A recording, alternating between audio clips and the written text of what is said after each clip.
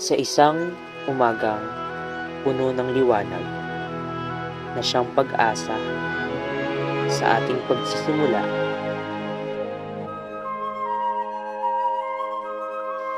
tunay na kay tingkad at aliwalas ang hatid nito sa atin.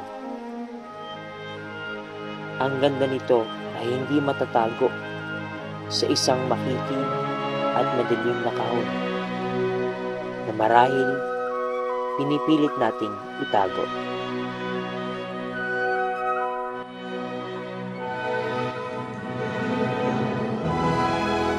Ito ay nararapat makita at masaksihan ng lahat.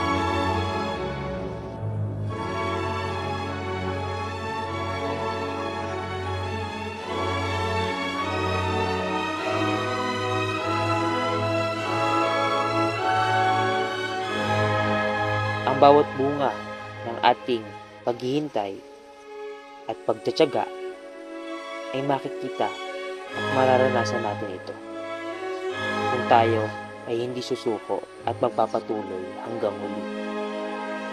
Ngunit parte nito ang pagdaan sa iba't ibang hamon na kailangan daanan.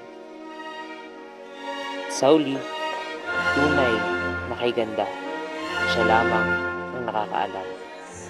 Isang mapagpalang araw sa ating lahat.